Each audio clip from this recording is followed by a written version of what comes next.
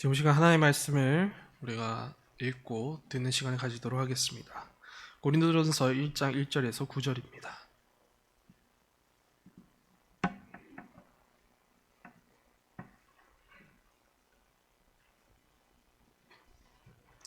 제가 먼저 한 절 읽고 그 다음 성도님들께서 한 절 읽어주시고 그리고 마지막 절은 다 같이 읽도록 하겠습니다. 다 찾으신 줄 알고 시작하도록 하겠습니다. 하나님의 뜻을 따라 그리스도 예수의 사도로 부르심을 받은 바울과 형제 소수대네는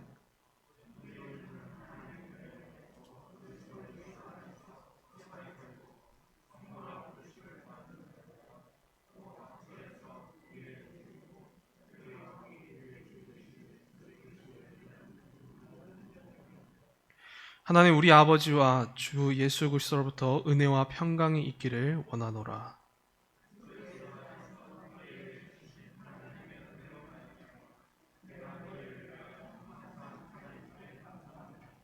이는 너희가 그 안에서 모든 일 곧 모든 언변과 모든 지식의 풍족함으로 너희가 모든 은사의 부족함이 없이 우리 주 예수 그리스도의 나타나심을 기다림이라.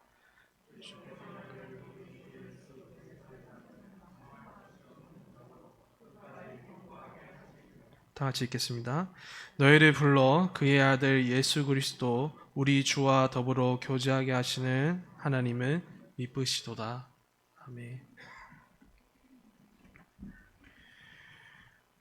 우리는 계속해서 학개 스가랴서를 통하여서 그 이스라엘 돌아온 유대 공동체, 그 이스라엘 백성들의 성전 공사를 살펴보았습니다.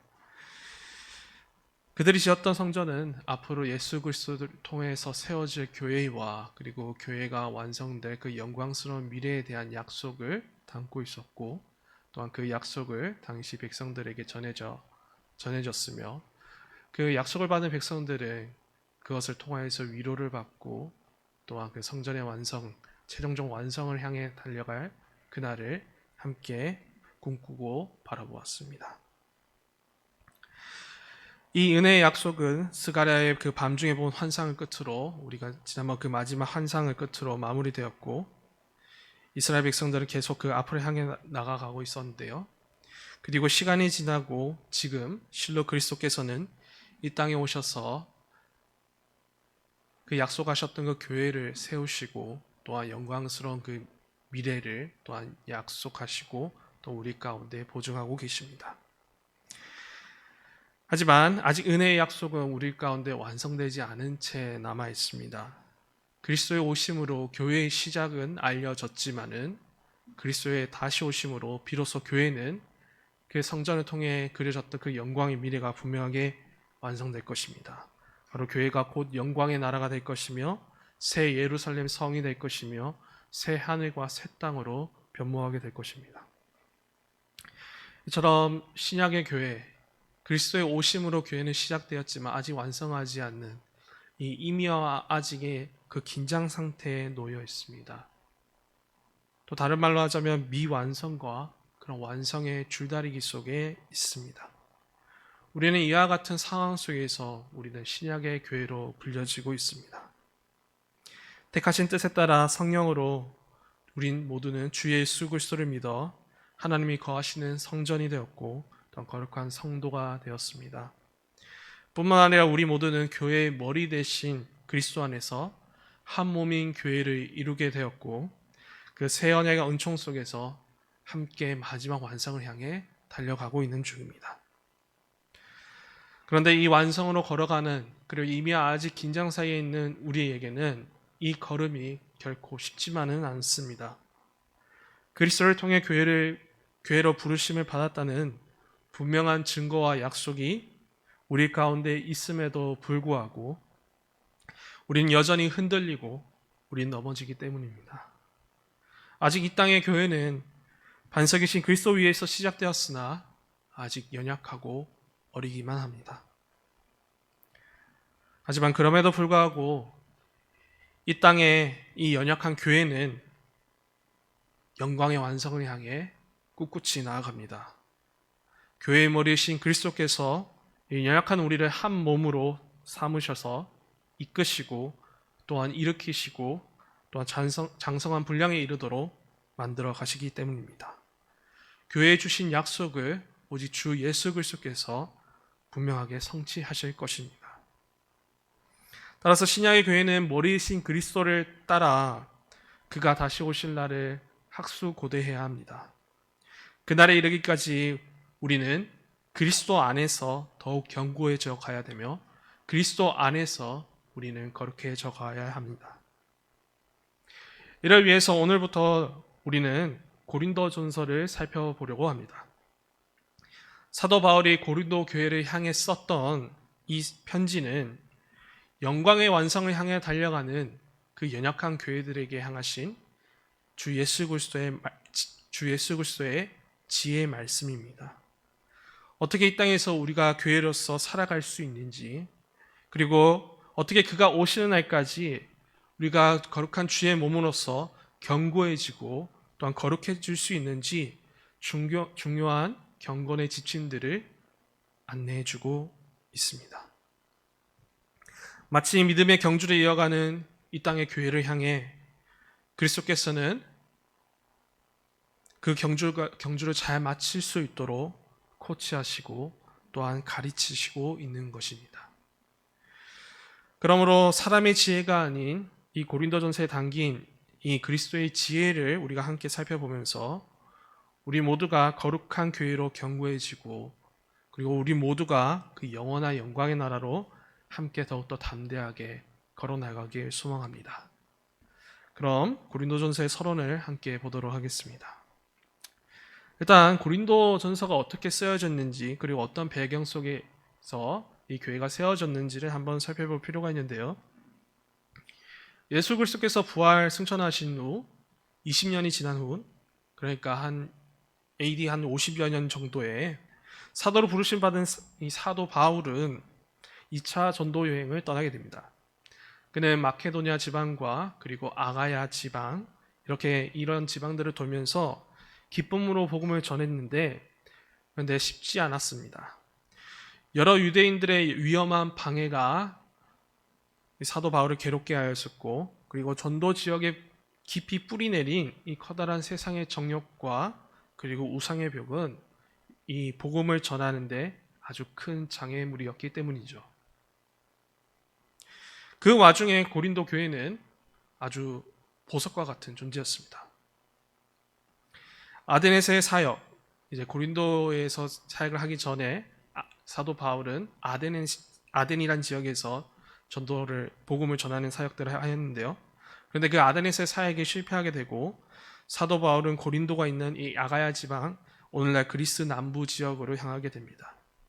그리고 그곳에서 로마에서 추방된 브리스길라와 그리고 아굴라를 만나 이 고린도에 있는 이 유대인 회당을 중심으로 복음을 전하기 시작합니다. 더군다나 든든한 동역자 디모데와 그리고 신라까지 합류하게 되면서 함께 팀을 이루어 이 고린도 지역에 이 복음을 전하게 되죠. 이렇게 회당을 중심으로 사도 바울과 그 무리들은 무려 18개월 동안 복음을 전하고 가르쳤습니다. 아덴에서 있었던 일과는 달리 고린도에서의 사역은 아주 성공적이었습니다. 이 모든 것이 하나님의 은혜였고, 그리고 그 은혜로 인하여서 결국에는 중요한 열매가 맺혀지게 되었는데요.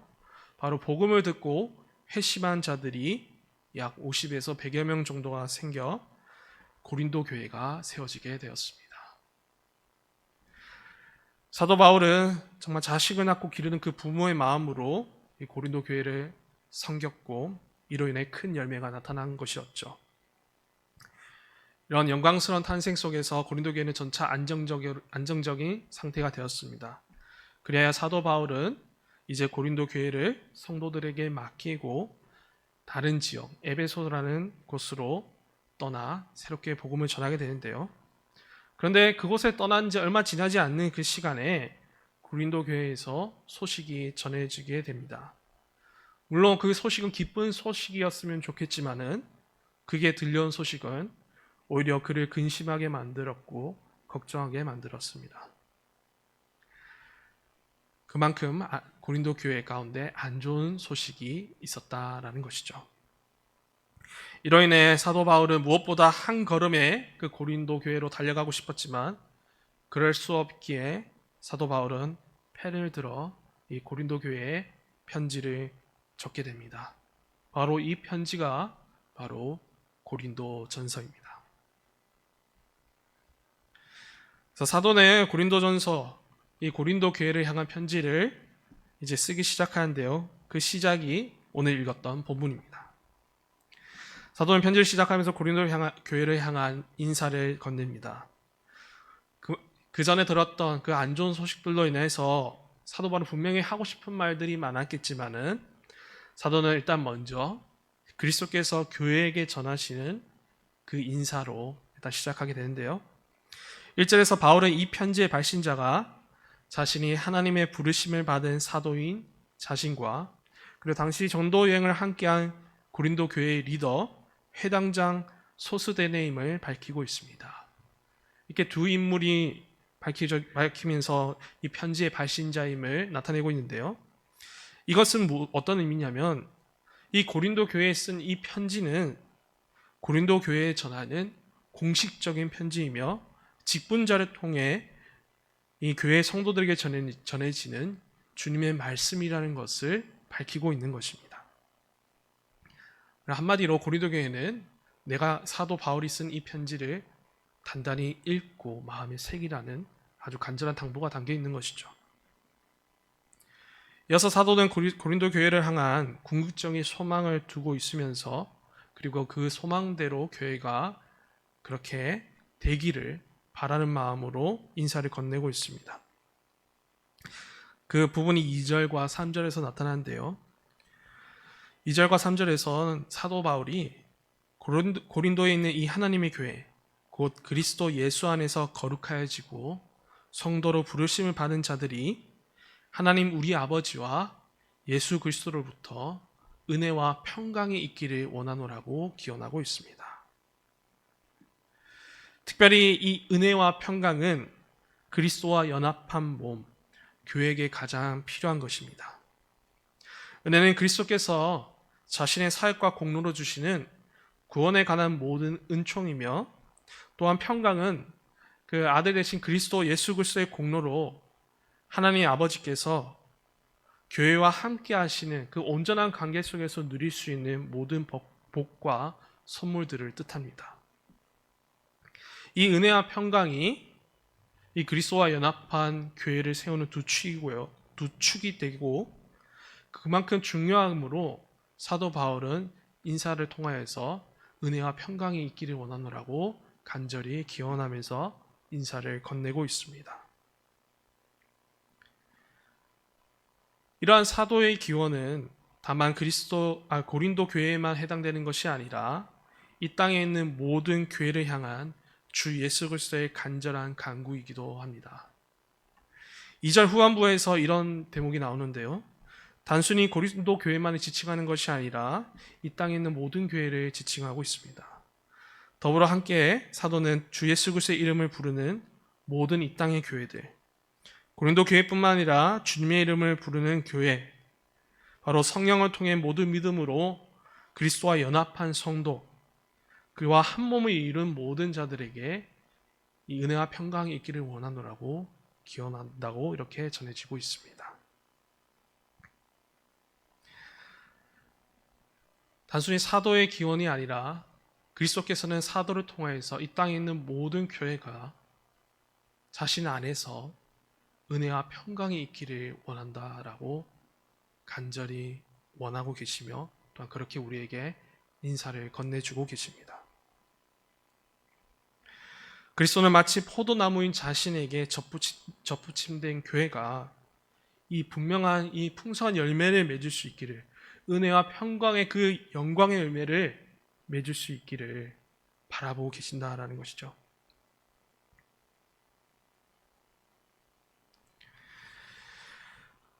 교회는 오직 그 그리스도 안에서, 그 은혜와 평강 안에서 자라나는 주님의 거룩한 몸이라는 것을 또한 보여주고 있습니다. 성령을 통해 믿음으로 그리스도와 연합한 성도, 그리고 그와 한 몸을 이룬 이 땅의 모든 교회가 그 완성에 이르는 그날까지 잘 자라나도록, 또한 견고해져서 거룩해질 수 있도록 교회의 머리 되신 우리 주님은 항상 그리고 지금도 이것을 위해 간구하고 계시고 또한 은혜와 평강을 주시기를 원하고 계십니다. 그러므로 결탄코 교회는 혼자서 자생하며 거룩해질 수 없습니다. 또한 다 같이 모여서 어떠한 그들만의 노력과 능력으로도 완성에 이를 수도 없습니다. 성도와 교회는 절대적으로 주님께 의존하며 오직 주님 안에 있으며 주께서 주시는 그 은혜와 평강만으로 자라납니다. 그러나 오늘날 많은 현대 교회들은 스스로의 능력과 노력으로 교회를 세우고 또한 완성에 이르고자 합니다. 사도가 바라본 교회의 모습과는 달리 아버지와 아들로부터 임하는 그 은혜와 평강을 기대하기보다는 사람의 지혜를 더욱더 의지합니다. 사람이 만든 온갖 프로그램과 온갖 노력들을 통하여서 교회의 완전한 자립성을 또한 꿈꾸는 그런 모습들도 보게 되죠. 과연 이것이 진정한 교회인지 우리 스스로 물어봐야 될 것 같습니다. 그리스도께서 교회에게 인사를 건네는 그 인사에는 은혜와 평강으로 자라는 교회에게 인사를 건네주고 계십니다. 그런데 그 은혜와 평강이 없이도 잘 자라날 수 있다는 그 교회들에게 과연 주님께서는 이러한 친절한 인사를 건네실 수 있으실까요? 과연 이러한 모습이 주님께서 기뻐하시는 모습일까요? 과연 사람의 지혜와 능력으로 교회가 견고해지고 거룩해지는 것이 오늘날 우리가 바라봐야 될 교회의 상일까요? 이미와 아직 사이에 이러한 긴장 사이에 있는 이 땅의 교회는 절대로 사람의 지혜와 그리고 사람의 그 능력으로 견고해지고 거룩해질 수 없습니다. 이 말의 근거가 이 고린도 교회의 모습인데요. 사도 바울이 고린도 교회에게 편지를 쓴 동기는 앞서 보았듯이 그를 근심하게 하고 걱정하게 했던 여러 소식들 때문이었습니다. 그 소식들은 무엇이었을까요? 한번 여기 앞에 보시는 PPT를 한번 잘 보이시나요? 고린도 교회 가운데 나타났던 여러 문제들이 있었습니다. 이 문제들로 인해서 사도 바울은 근심하게 되었고 그리고 이렇게 편지를 쓰게 된 것이죠. 첫 번째 문제는 잘못된 지혜로 인하여서 고린도 교회 가운데 분열이 나타났다는 문제입니다. 그게 1장 10절에서 17절에 나타나는데요. 그래서 이것에 대해 다루고 있고, 또한 두 번째로는 음행에 대한 지적과 그리고 성도들의 그런 다툼과 소송 문제에 대해서도 사도 바울은 이 고린도 교회 가운데 큰 문제가 있다는 것을 듣게 되었습니다. 그리고 세 번째로는 결혼 문제, 이 결혼에 대해서 고린도 교회가 올바른 선택을 하지 못했다는 것들을 보여주었고, 또한 그런 소식을 들었기 때문에 사도 바울은 결혼 문제, 그리고 부부 간의 문제들, 특별히 독신과 그리고 과부와 또 약혼의 문제까지 이렇게 다방면으로 다루면서 교회가 더욱더 거룩한 모습으로 나아갈 수 있도록 도와주고 있습니다. 또 뿐만 아니라 그 당시에 할례와 그리고 그런 여러 신분의 그런 어떤 지위에 관한 그런 갈등들도 있었고요. 그리고 그 다음으로 제일 중요한 우상에 관한 문제들까지도 다루고 있습니다. 그리고 이어서 고린도 교회 가운데 사도 바울에 대한 의심하는 자들을 향하여 사도 바울이 어떤 자신이 가지고 있는 권리가 무엇인지, 그리고 사도가 받은 그 비판에 대해서 사도 바울은 자신이 그것에 대해 변호하는 것들도 쓰고 있고요. 그리고 마지막의 문제는 이 교회 안에 이 남녀 간의 어떤 심각한 갈등이 있었다라는 것입니다.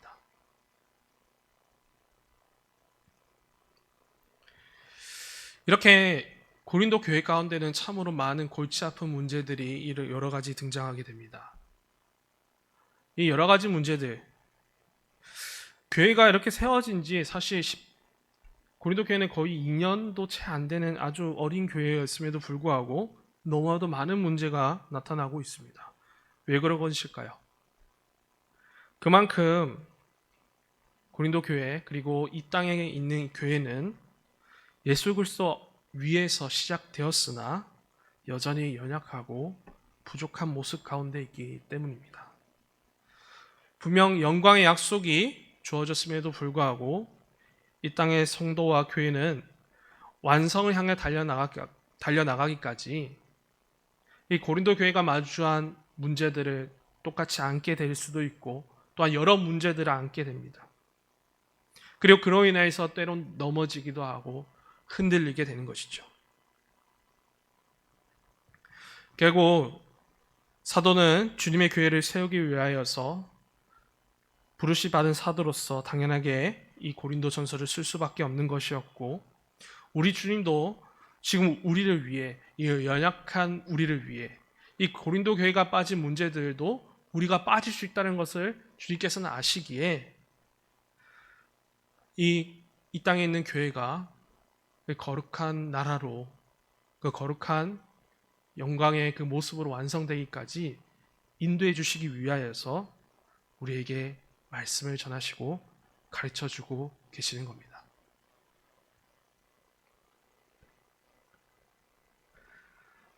이렇게 가르쳐 주신과 그리고 인도하심을 통하여서 그리스도께서는 이 교회 가운데 특별히 주 예수 그리스도의 그 은혜와 평강이 넘치기를 바라보고 계시는데요. 근데 이 은혜와 평강이 어떻게 넘쳐지게 될까요? 이 문제를 해결함을 통하여서 그 은혜와 평강의 열매들이 어떻게 더욱더 풍성하게 열매를 맺게 되는 것일까요? 바로 그것은 이 사도 바울이 제시한 아주 근원적인 본질적인 그런 해결책으로부터 시작됩니다. 이 문제들의 해결책은 사람의 지혜가 아니라 오직 하나님께서 주신 지혜와 그리고 그 능력, 그리스도 안에서만 해결하고자 합니다.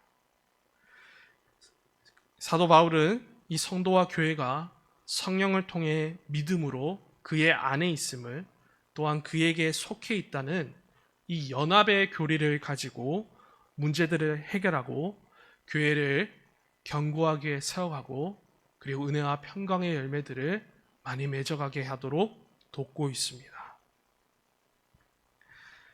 그리스도와의 연합은 구원에 관한 매우 중요한 지식이기도 합니다.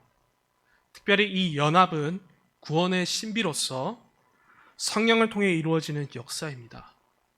웨스트민스터 신앙고백서 26장에서는 모든 성도는 성령과 믿음으로 말미암아 그의 머리 되시는 그리스도와 연합하여 그의 은혜와 그의 순환과 죽음과 부활과 영광에 동참하게 된다라고 설명합니다.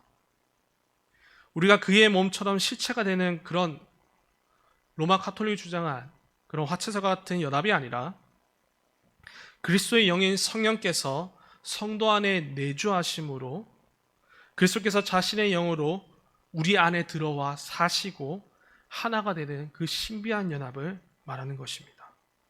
그리고 그 연합 속에서 각 성도는 머리 대신 그리스도 안에서 한 몸으로 연합한 교회가 되는 것이죠.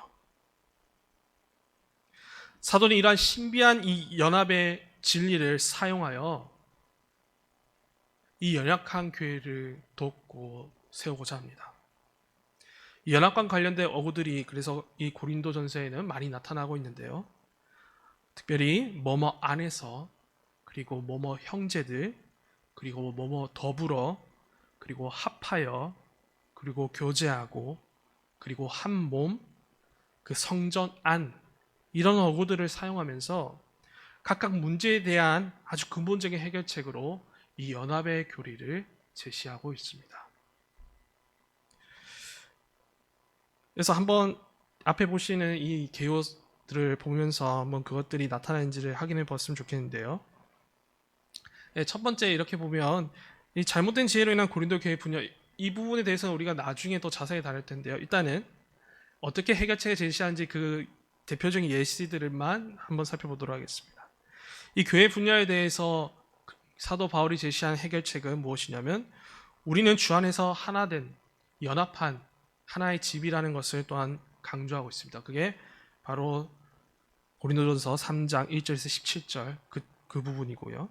그리고 두 번째 문제, 음행과 그리고 성도들의 소속 문제에 대해서도 어떻게 이야기하고 있느냐. 네, 다음 거 넘겨가시면 빨간색 글씨로 되어 있습니다.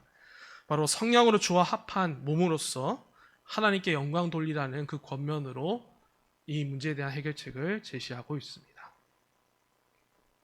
그리고 세 번째 문제, 결혼 문제에 대한 것들도 7장 39절에서 모든 것이 주 안에서, 특별히 이 말을 통하여서 우리가 한 몸의 그 원리로서 주님 안에서 우리가 어떻게 결혼을 해야 될지, 주님 안에서 우리가 어떻게 독신으로 살아가야 될지, 어떻게 또한 이 약혼의 관계들을 이어갈지에 대한 대안들을, 그리고 그런 하나님께서 기뻐하시는 삶의 모습이 무엇인지를 나타내고 있습니다.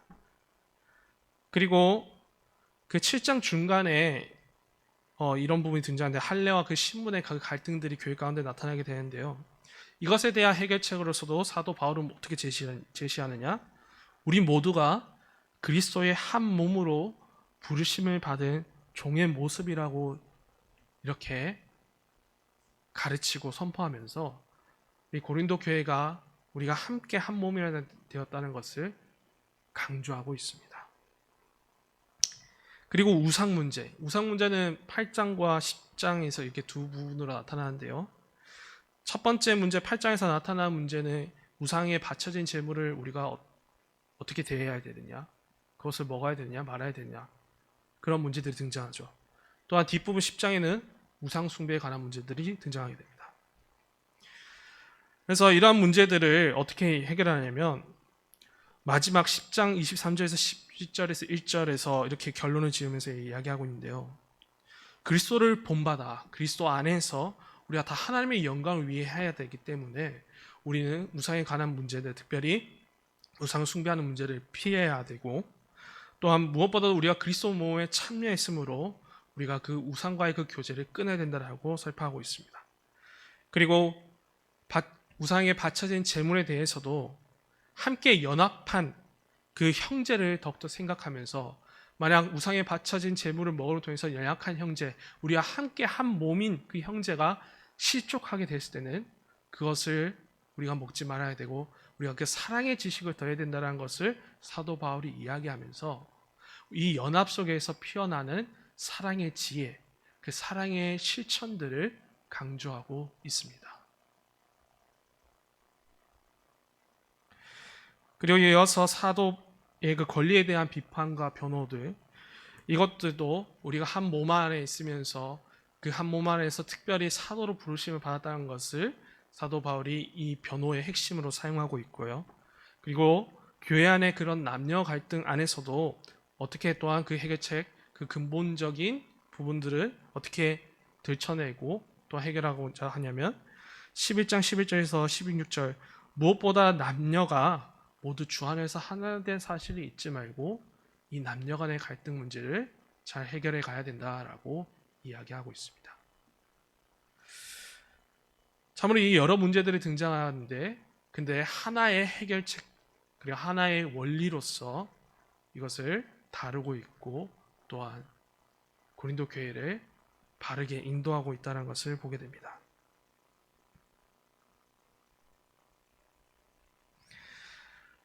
근데 이 연합의 교리를 최고의 절정으로 보여주는 것은 어디 있냐면 바로 고린도전서 후반부인데요. 바로 11장 17절부터 시작되는 그 부분입니다. 여기 보이시는 이 부분인데요. 이렇게 교회가 여러 문제들 시끄럽고 어렵게 되니까 이렇게 사도 바울도 마음에 근심이 쌓였겠죠, 분명하게. 그런데 그 가운데서도 교회가 어떻게 더욱더 나아가야 될지, 교회가 어떤 모습, 참된 모습으로 나아갈지에 대해서 더욱더 분명하게 알려주고, 이 고린도 교회가 더욱 견고해지고 거룩해질 수 있도록 사도 바울은 이 끝에 아주 중요한 것들을 남기게 됩니다. 이 거룩한 연합 속에서 참된 교회가 무엇인지 그 모습을 가르쳐 주는 것이죠. 그리고 그 연합의 표지를 제일 첫 번째로 성만찬을 통해서 가르쳐 주고요. 그리고 그 한 몸으로서 어떻게 우리가 세워가는지 그 거룩한 은사들을 소개하고, 그 가운데 가장 중요한 은사가 사랑임을 또한 밝히며 또한 덕을 세우기 위해서 우리가 방언보단 예언을 해야 될 것을 또한 이야기하고 있습니다. 그리고 다음에 넘어가시면 아주 강한 겉면으로 나타나고 있는데요. 바로 우리의 연합은 단순히 그리스도와 그 어떤 죽으심과 그 사심에 대한 연합뿐만 아니라 가장 중요한 그리스도의 그 부활과 연합되어 있다는 사실을 다시 한번 상기시키면서 우리의 믿음과 소망의 근거가 되고 있다는 것을 밝히고 있습니다. 그래서 우리가 그리스도와 연합한 첫 번째 부활, 그리스도의 그 연합하여서 우리는 첫 번째 부활에 이르게 되는데 바로 거룩한 삶으로서 다시 태어났다는 것을 사도 바울은 이야기하고 있고, 또한 가장 중요한 그리스도와 연합함을 통해서 우리는 두 번째 부활을 소망하고 있는데 바로 그 영화의 삶으로서의 그 삶을 우리가 기다리고 소망하고 있다는 것을 가르쳐 주면서 교회가 거룩해지고 또한 견고해지도록 도우고 있는 것이죠.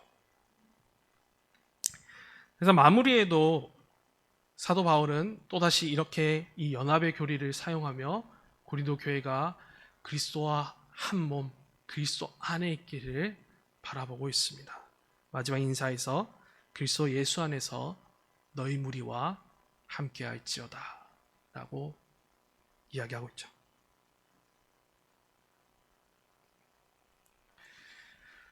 저 안에서 사랑하는 여러분, 이처럼 사도가 제시한 내용들은 곧 주님께서 이 땅의 연약한 교회들을 향한 처방전이기도 합니다. 온갖 세상의 일들로 그리고 사단의 유혹과 죄성으로 아파한 교회를 위해 주님께서는 이 고린도 전서를 통해서 다시 근원으로 돌아가라고 말씀하고 계신 것이죠.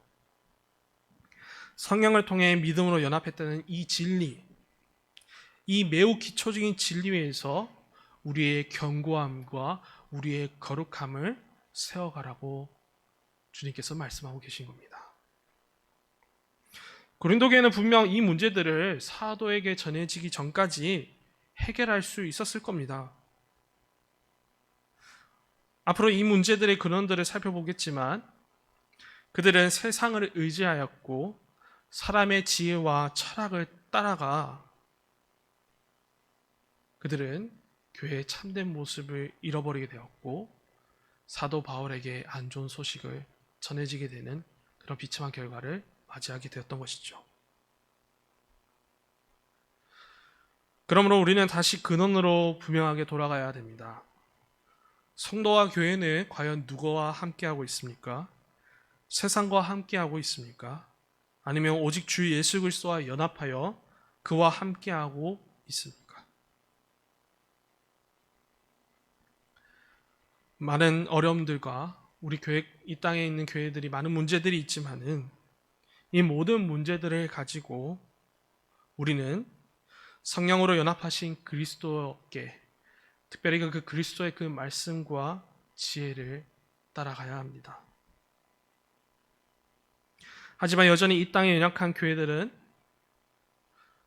완성을 향해 달려가기 위하여서 이 연합의 진리를 붙잡기보다는 새로운 이 사람의 지혜와 지식들을 붙잡아 이것이 마냥 그리스도께서 주시는 은혜와 평강의 열매로 착각하고 있습니다. 어쩌면 오늘날 많은 교회들이 이 연합의 진리를 망각해버린 것이 아닐지 걱정이 되기도 합니다.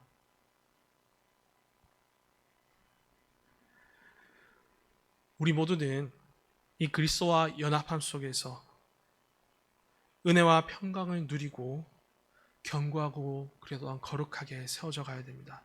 이것이 우리에게 주시는 하나님의 뜻이며 또한 그리스도의 지혜입니다. 주 안에서 살아가는 여러분, 이제 앞으로도 계속해서 그리스도의 고린도전서의 말씀을 나누면서 반복하게 될 어구가 있습니다. 바로 주 안에서라는 말입니다. 주 안에서. 이 말이 단순히 반복되는 말이 아니라 이 단어는, 이 어구는 우리의 영혼과 교회를 깨우는 말이 되길 소망합니다.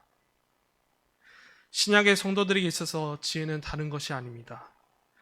그리스도와 연합함 속에서 그의 은혜와 평강을 누리는 것이 지혜입니다. 결코 사람의 지혜로 우리가 은혜와 평강을 누리는 것이 아니라 그리스도와 그 연합함 속에서 누리는 것이 바로 하나님께서 가르쳐 주신 지혜라는 것이죠. 그러므로 주 안에서의 지혜를 이 연합과 이 지혜 편지인 고린도전서를 통해서 우리가 함께 계속해서 누리길 소망합니다. 그리고 마지막에는 우리가 이 고린도전서를 계속 살핌을 통해서 이 마지막 끝에서는 이 사도 바울이 고백한 이 1절과 4절에서 1장 4절에서 9절에서 나타난 이 감사의 고백이 우리의 고백이 되었으면 좋겠습니다.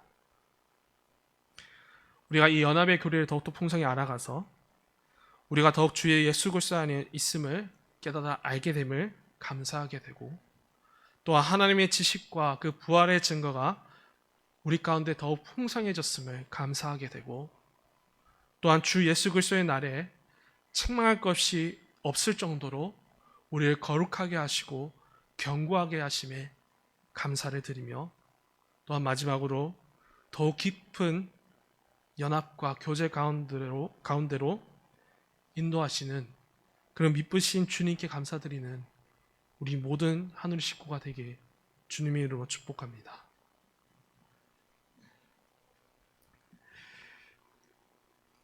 우리 함께 이러한 기대와 소망을 담아서 함께 찬양하셨으면 좋겠는데요.